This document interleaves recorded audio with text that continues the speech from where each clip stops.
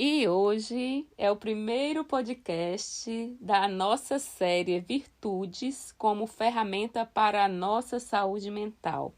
Olha que maravilha, gente, falar sobre este assunto. E eu, Verusca Queiroz, estou aqui com você não por obrigação, mas por devoção a Deus e amor a vocês, para juntos amadurecermos e a cada dia nos tornarmos uma pessoa melhor. E as virtudes, gente, devem ser levadas conosco para onde nós formos. Nós devemos ser uma mulher virtuosa, ser um homem virtuoso em qualquer lugar e em qualquer situação. Não cabe mais para um homem e para uma mulher madura ter um comportamento ilibado na igreja e outro totalmente diferente para com os filhos e para com os cônjuges. Não cabe mais no dia de hoje você ter 3, 4 formas de se comportar. Um jeitinho na igreja, outro jeitinho em casa, outro jeitinho no trabalho e outro jeitinho sabe lá onde.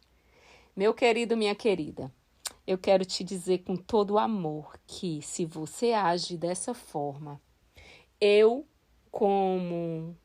não só como pastora, mas como psicóloga mesmo, eu quero te dizer que se você está agindo desta forma, você precisa de alguns ajustes. Então, é hora de procurar ajuda, tanto do Espírito Santo quanto de profissionais, caso seja necessário. Mas voltando aqui ao nosso assunto, pode ter alguém se perguntando o que são virtudes. Então, por via das dúvidas, eu quero te dizer que são características nobres que nos direcionam ao bem, aperfeiçoando o nosso comportamento. E aqui eu trago um exemplo, gente, que vem de uma experiência vivida por mim há anos atrás. Trata-se de uma pastora conhecida minha, de conduta desafiadora. Ela tinha uma complexidade fora do comum. Ela era recheada de falta de domínio próprio. E a sua forma de agir, por anos, colocou em risco o ministério do seu esposo. E ela era tão desafiadora que a grande maioria dos membros da sua igreja não a suportava. Gente, aí um dia eu estava orando pela vida dela e eu desabafei com o Senhor e eu disse: "Ó Pai, eu tenho certeza que esta mulher não é pastora." E o Senhor disse: "Cale a sua boca, porque ela é pastora sim, e fui eu quem a ungi." E eu disse: "Mas, Senhor, como pode, se ela maltrata tantas pessoas dentro da igreja? A forma dela lidar, a legalidade dela, a grosseria, as ameaças, a dissimulação. É tanta coisa, como é que pode?" E ele disse: "Minha filha, pense num rio tranquilo, num rio calmo, que você olha, ele é transparente e você consegue vislumbrar toda a beleza embaixo. Ali aquela areia, aquela areia granulada, aquelas pedras brilhantes, cada coisa no seu devido lugar. E você fica ali parado, contemplando aquela beleza." Pois é, agora você imagine alguém que coloca a mão dentro do rio e chacoalha a água. Balança, balança, balança, balança. Você percebe que toda a sujeira vem à tona e que a água vira um caos. Tudo fica embaçado, difícil de ver, a visibilidade fica ruim, as pedras saem do lugar, a sujeira se espalha. Então, filha, ela é usada no meu reino desta forma, para chacoalhar a vida dos meus filhos e eles perceberem como estão espiritualmente.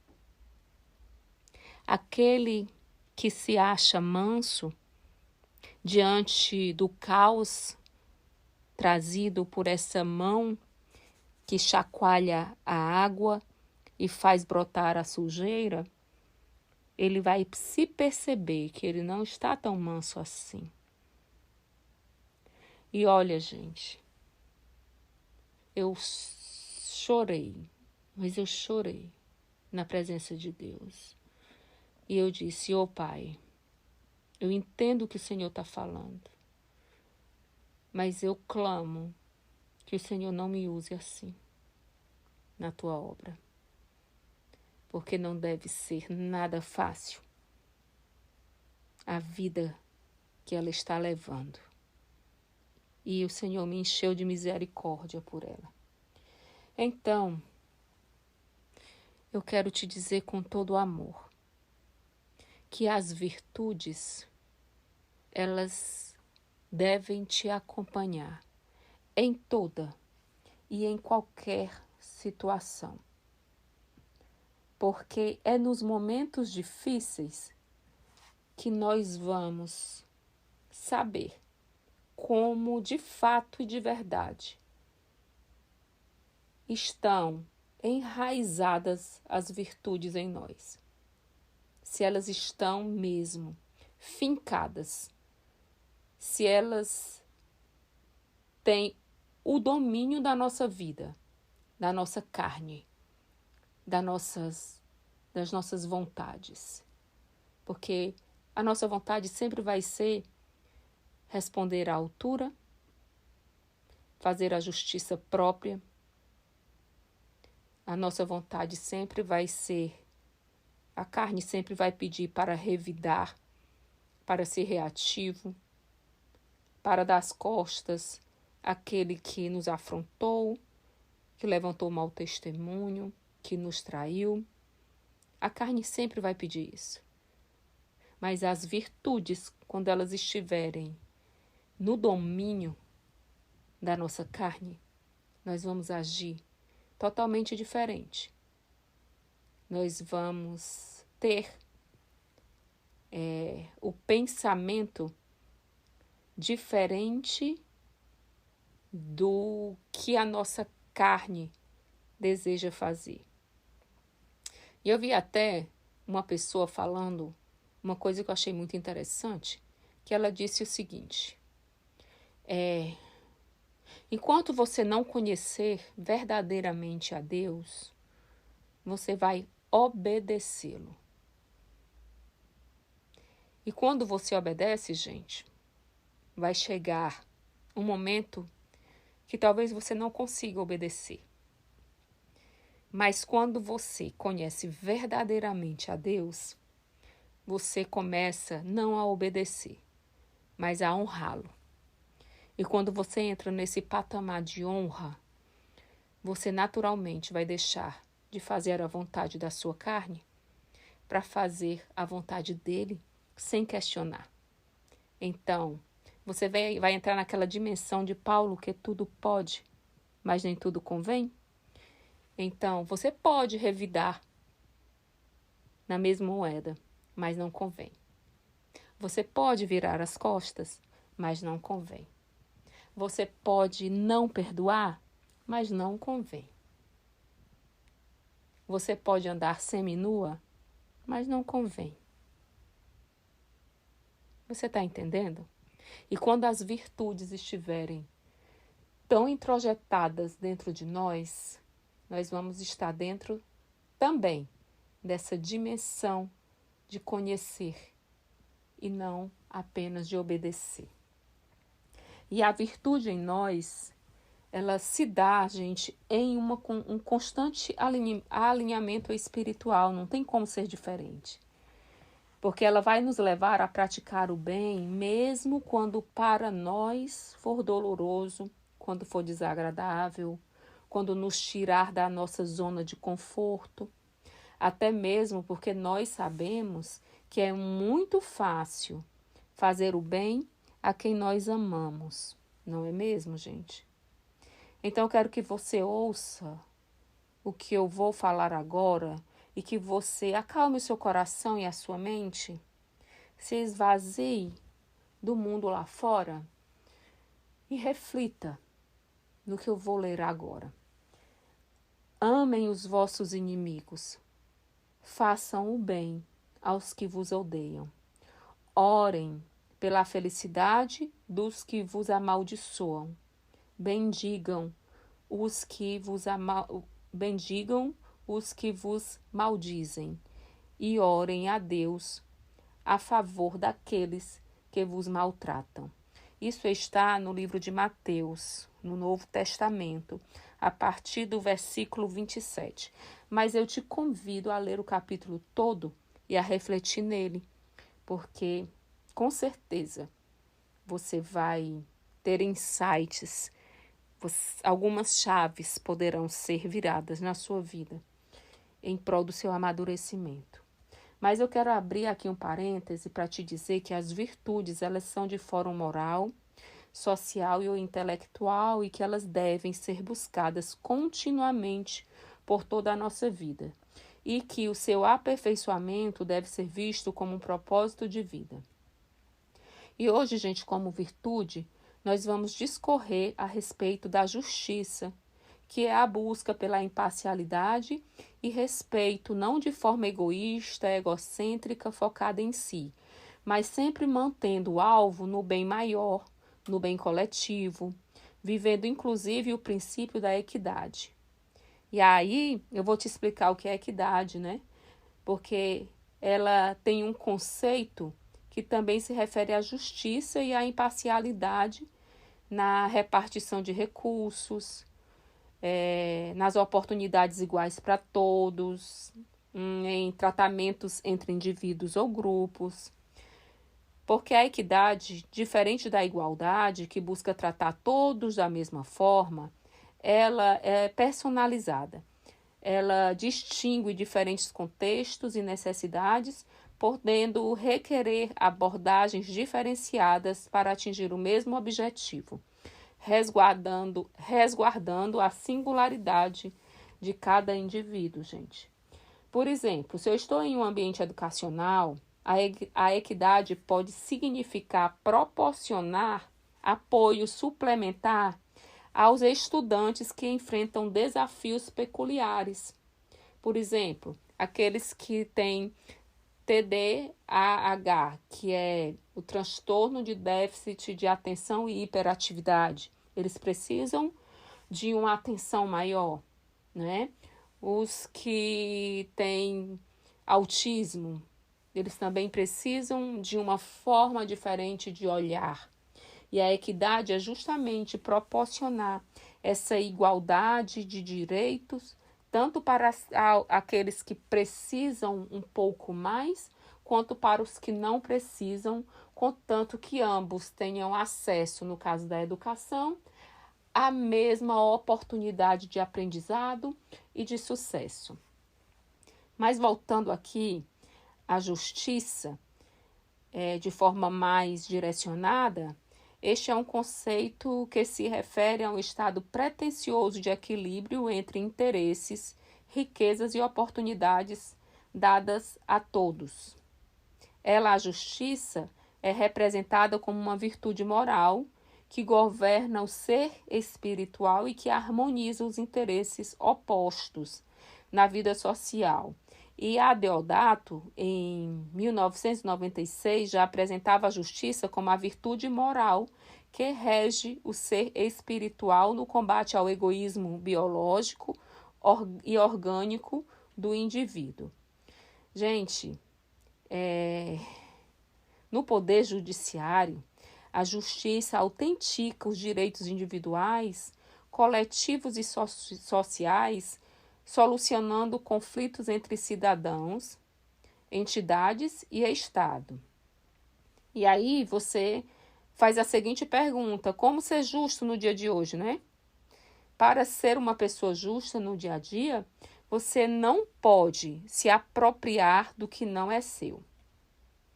Para ser justo, você deve atribuir o valor correto a cada pessoa e a cada coisa.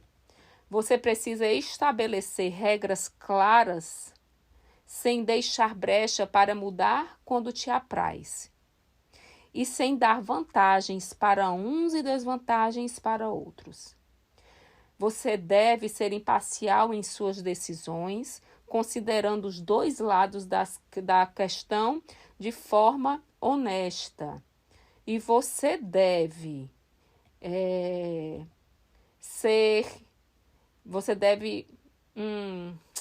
como eu posso te dizer melhor, se conservar equilibrado e ponderado para que as decisões aplicadas através de você sejam iguais para todos naqueles contextos que foram decididas. Você precisa ser detalhista e não deixar de considerar nenhum aspecto relevante para a ação daquilo que está sobre a sua responsabilidade resolver. E você deve se render ao cumprimento dos seus deveres e deve seguir garantindo os seus direitos e também o direito dos outros. Você deve aprender a olhar para si antes de olhar para o outro e entender a própria essência e seguir a vida corrigindo os seus atos inadequados. Você deve pedir perdão quando errar e você deve assumir os seus erros.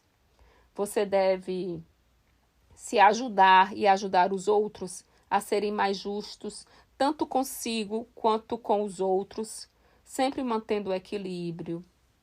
Você precisa manter a palavra que foi acordada com o outro, pois quando se faz a mais do que o combinado, se é generoso, mas quando se faz menos do que o combinado, se é mesquinho.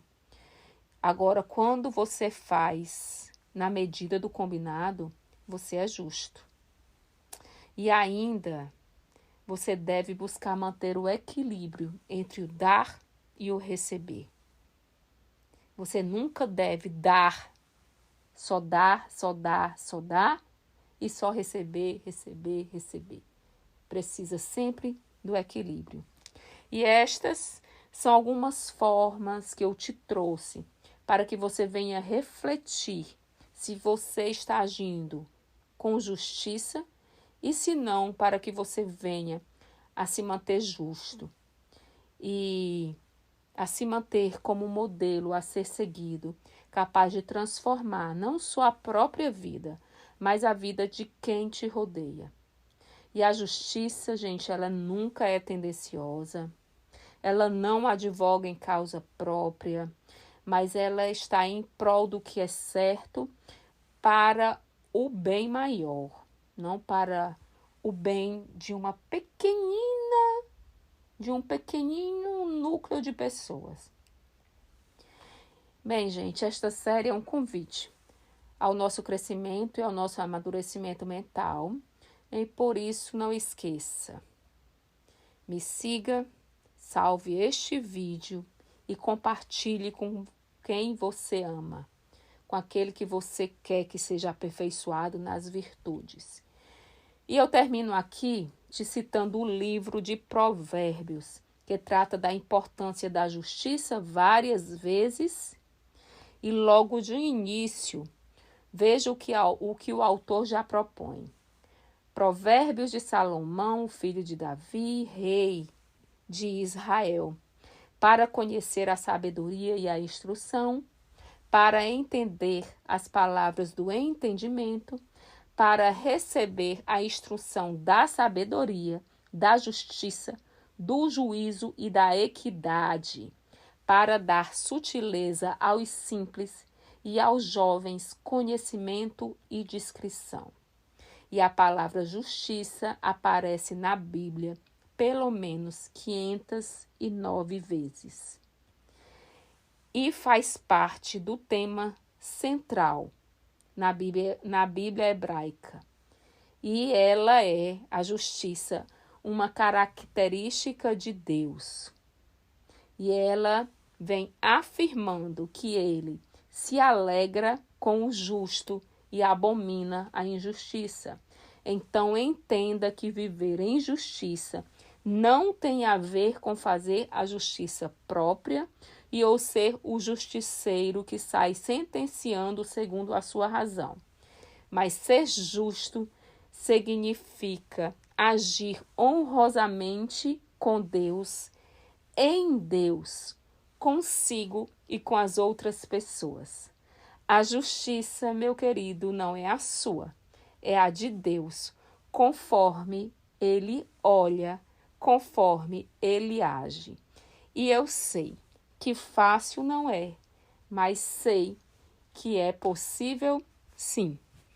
Então, aqui eu me despeço, te dizendo que vale a pena buscar melhorar a cada dia e tornar-se uma pessoa melhor.